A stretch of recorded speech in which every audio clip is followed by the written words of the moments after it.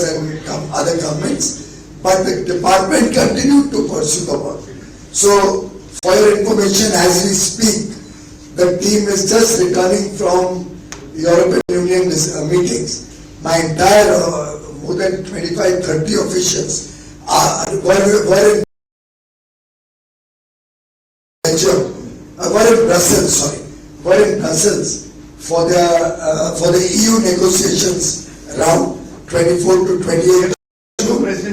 They are just returning back with the good news of Miss von der Leyen being re-elected. My congratulations to Her Excellency Ms. Ursula von der Leyen on being re-elected as the Commissioner, the EU Commissioner. Incidentally, Mr. De Costa has now become President of the European Union, and I think he has some roots in Goa also. So just do a little bit of research before you write it. But if I remember correctly, and the EU-India Free Trade Agreement was launched during the Portuguese presidency of EU, if I remember correctly. Somebody can Google and just reconfirm that also. But I think it was launched when Portuguese presidency of EU was there. He has now become the President of European Union. Ms. Ursula von der Leyen is very committed to this FTA. Prime Minister Modi is very committed. So I am very confident that they'll make fast progress. Even with UK, irrespective of the election result, we hope to make progress after the new government comes in. If the current government comes in, they are already very deeply committed to the FTA. We have already personally had discussions with the shadow trade minister and the shadow foreign minister of the Labour Party in UK about a few months ago when they had visited Delhi, and they have committed to us that they are equally interested to pursue expeditiously a free trade agreement with it. Sir, any items being identified in which have been referred to the finance ministry for removal of inverted? These are internal discussions, we do not discuss that. Sir, in your constituency, you are also opening a new multi-speciality hospital. I am not opening. When this will be the last question, I have to take a flight. When I was given the opportunity by Prime Minister Narendra Modi and the Bharatiya Janata Party to contest the Lok Sabha election, and my very first election that I have fought in my life from North Mumbai, which is just a few kilometers away from here, and I was extensively campaigning and touring. I was amazed to find that such a large population, in almost starting from Bandra, Vileparle, all the way up to Palghar, some 60 to 70 lakh people live here in 3 or 4 Lok Sabha constituencies. 4 Lok Sabha constituencies it covers. North Mumbai, North Central Mumbai, North Palghar, and North East Mumbai, where there's only Kokilaben, nothing else. In this entire region, there was a paucity of high quality healthcare facilities. So on my request, the Damani Foundation was gracious enough to accept that they were making a small hospital. They were gracious enough to accept that they'll now make a 1,000 bedded hospital, which will be the largest hospital in all of Mumbai. The largest private sector hospital of Mumbai is Bombay Hospital, in the private sector, or charitable hospitals. Is Bombay Hospital, 900 beds. The hospital coming up in North Mumbai will be 1,000 bedded hospital. Most modern facilities, like the CFC, the only request I made to the Damani Foundation is nothing should be second best. It will have the best of doctors and the best of facilities, both for the people of North Mumbai and for all those living in the surrounding region. It will be a charitable hospital, and the poor, lower middle class and underprivileged sections of society will get an opportunity to get high quality medical care in North Mumbai as the hospital comes. Thank you. उसके लिए मोदी सरकार पूरी तरीके से इनके साथ कंधे से कंधा मिलाकर जो डायमंड इंडस्ट्री के ऊपर G7 कंट्रीज ने कुछ प्रतिबंध लगाया है और कुछ नए नियम कानून लगाने की कोशिश कर रहे हैं, उसके लिए हमारी कॉमर्स मिनिस्ट्री के अधिकारी और काउंसिल के अधिकारी लगातार यूरोप और G7 के बाकी देशों के साथ बातचीत कर रहे हैं। पिछली बैठक भी बहुत अच्छी हुई थी और हमारी पिछली बैठक में हमने जब बहुत तीव्र उनके जो तैयारी नहीं होने के कारण तकलीफ आ सकती थी इंडस्ट्री को, उसके लिए बड़ा स्ट्रॉन्ग ऑब्जेक्शन किया तो उन्होंने 6 महीना उस तारीख को बढ़ा दिया, 9 मंथ्स, जनवरी तक कर दिया, फरवरी 25 तक, 9 महीने लगभग आगे बढ़ा दिया, फरवरी 25 तक। हमारी अभी भी बातचीत और चर्चा उनके साथ जारी है, कैसे इस पूरी चीज को भारत के उद्योग में कोई नुकसान नहीं हो वो सुनिश्चित कर सके। Everybody going to Hyderabad with me, you leave, otherwise you won't be able to catch the flight. कैसा लगा CFC? ऐसा 14 महीने में पूरी बिल्डिंग खड़ा होना, फिर नेक्स्ट वन देखा कि नहीं? अब यहाँ पे कई सारे पुराने 50 साल, ये सीट्स का 50वां वर्ष है, तो this is a 50-year gift to the city of Mumbai. सीट्स 50 साल पहले आया था, तो CFC was a 50-year gift to all the participant जो सीट्स में काम कर रहे हैं। और यहाँ जेम ज्वेलरी का बहुत बड़ा प्रभाव है इस सीट्स SEZ। जाने के पहले मैं आग्रह करूंगा आप जरूर देखिए, यहाँ पुरानी बिल्डिंग देखिए किस जर्जर हालत में, और उससे हम लोगों को शिफ्ट कर रहे हैं, सब बिल्डिंग्स नहीं बना रहे। तो जिनके पास ऑलरेडी जगह की कमी थी, तो अब 2 बिल्डिंग, एक तो खत्म हो गई, माननीय प्रधानमंत्री जी ने 12 जनवरी को उसका उद्घाटन किया, दूसरी अक्टूबर तक खत्म हो जाएगी। पुरानी बिल्डिंग से लोग यहाँ शिफ्ट होंगे, फिर उसको तोड़ के उसको भी पुनर्रचना या नया बनाएंगे। तो पूरे सीट्स में जो जेम ज्वेलरी और ये सेक्टर्स के पुराने, इसको standard design factory SDF factories बोला करते थे, उन सबको तोड़कर उसकी जगह पे मॉडर्न आधुनिक फैक्ट्रीज, जिसको नेस्ट नाम दिया, पूरा नाम क्या है? नेस्ट स्टैंड्स फॉर, अभी new enterprises and service hubs, new enterprises and service hubs, nest.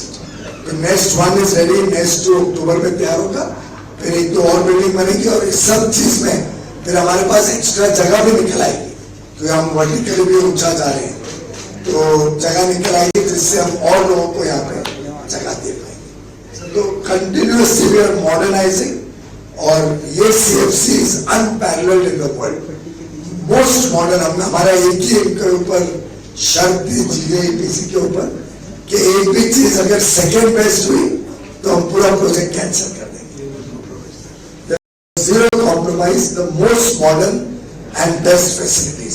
और ये जितने बच्चे ट्रेन हो रहे हैं, दे आर फिजिकली चैलेंज्ड।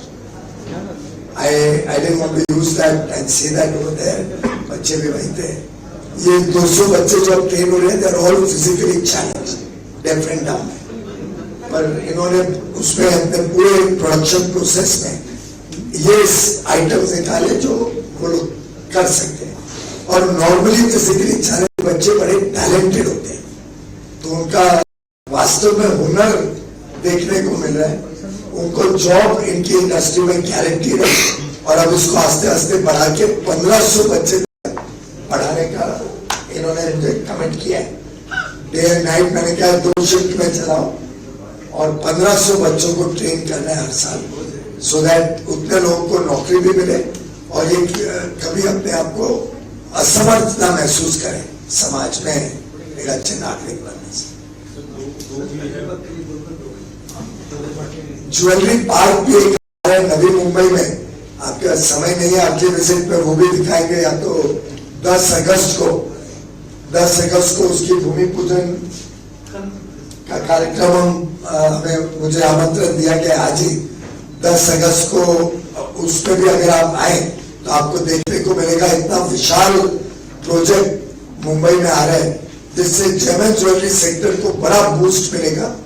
उसमें गोल्ड ज्वेलरी भी बड़े रूप में आएगी और जैसे दुनिया में विदेश वगैरह में अलग अलग जगह पे बड़े बड़े सेंटर्स होते हैं, दुबई एक बड़ा सेंटर बन गया है गोल्ड ज्वेलरी का, उसको हम अट्रैक्ट करना चाहते हैं कि वो सेंटर आके भारत बने। जैसे डायमंड में लगभग आज 95% डायमंड कटिंग पॉलिशिंग भारत में होती है, वैसे हम चाहते हैं गोल्ड का भी अंतरराष्ट्रीय केंद्र भारत बने। उसके लिए काउंसिल, जो डोमेस्टिक काउंसिल है, अलग अलग संस्थाएं और सरकार मिलके काम कर रही है। आप जानते हैं हॉलमार्किंग भी जो 20 साल पहले 23 साल पहले देश में आया था, वो मोदी जी की सरकार आने के बाद सलाह मशुरा करके बिना एक आलोचना के आज पूरे देश में, लगभग पूरे देश में लागू हो गया है। कुछ डिस्ट्रिक्ट है जहाँ पे हॉलमार्किंग सेंटर नहीं लगा है, वहाँ पे भी हम तेजी से लगा रहे हैं हॉलमार्किंग सेंटर। अनुमान है कि 95% गोल्ड ज्वेलरी 18 कैरेट है ना, आज के दिन हॉलमार्क होके बिकती है, जिससे उपभोक्ता की भी संरक्षण होता है। उपभोक्ता को एश्योरेंस है कि जो हम दाम दे रहे हैं वही क्वालिटी का माल हमें सामने मिल रहा है। तो एक बहुत बड़ी एक पहल थी, अटल जी के समय शुरू हुई लेकिन लागू नहीं हो पाई। मनमोहन सिंह जी की सरकार ने तो वैसे ही सब चीजें लटकाई पटकाई, कुछ चीजें आगे बढ़ाई नहीं थी। फिर मोदी जी आए तो उन्होंने इस विषय को गंभीरता को समझते हुए, और इसका लाभ सिर्फ उपभोक्ता को नहीं हुआ, उपभोक्ता को तो स्वाभाविक रूप से लाभ हुआ। इंडस्ट्री बताती है इनका भी व्यापार बढ़ा है क्योंकि विश्वसनीयता बढ़ गई। जब उपभोक्ता की विश्वसनीयता बढ़ी तो वो बताते हैं उनकी भी सेल्स को बहुत बड़ा बूस्ट मिला है हॉलमार्किंग में।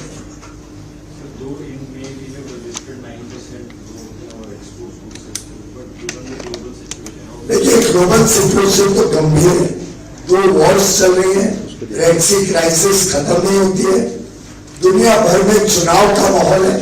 आप जानते हैं लगभग दुनिया भर में जितने प्रमुख डेमोक्रेसीज हैं उनमें चुनाव या तो हो चुका है या चल रहा है। यूके में चुनाव है 4 जुलाई को, यूरोपियन कमीशन का भी अभी यूरोपियन यूनियन का चुनाव खत्म हुआ है, फ्रांस में चुनाव होने जा रहा है, आगे जापान, फिर ऑस्ट्रेलिया नेक्स्ट ईयर।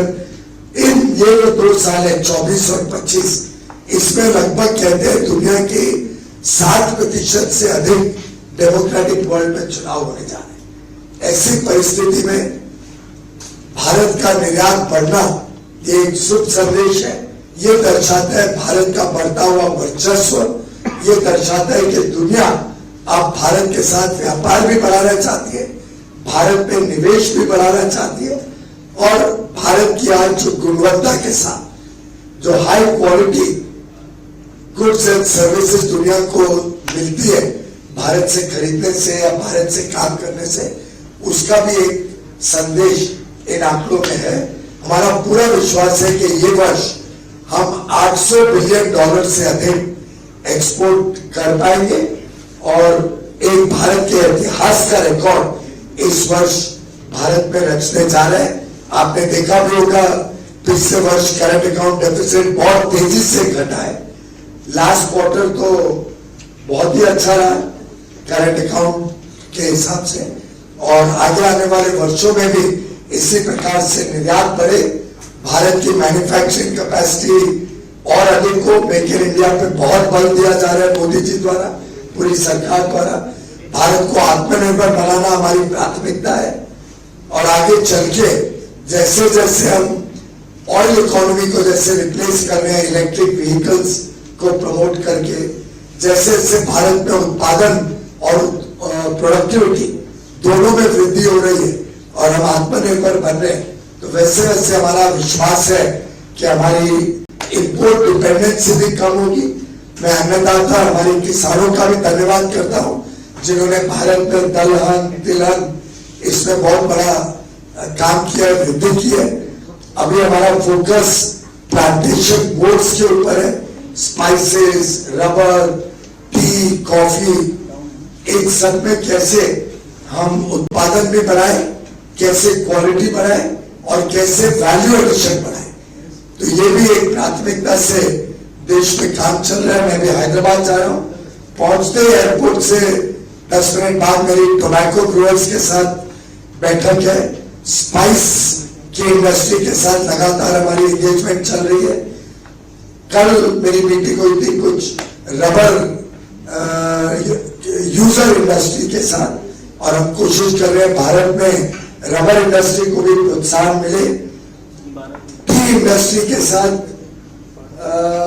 शायद 4 दिन पहले मेरी मीटिंग हुई, में भी बहुत फास्ट मूवमेंट हो रही है, दिन याद नहीं आ रहे, पर 4 दिन पहले जो प्रमुख ब्रांडेड टी की कंपनियां उनके साथ मेरी एंगेजमेंट हुई। कई और नए प्लेयर्स को मैं प्रोत्साहित कर रहा हूं कि वो इस क्षेत्र में आके भारत में वैल्यू एडिशन बढ़े चाय और कॉफी का, उसके लिए भी हम प्रयासरत हैं। Sir, you spoke about $800 billion exports, which includes goods and services. So, how much of the exports can be attributed to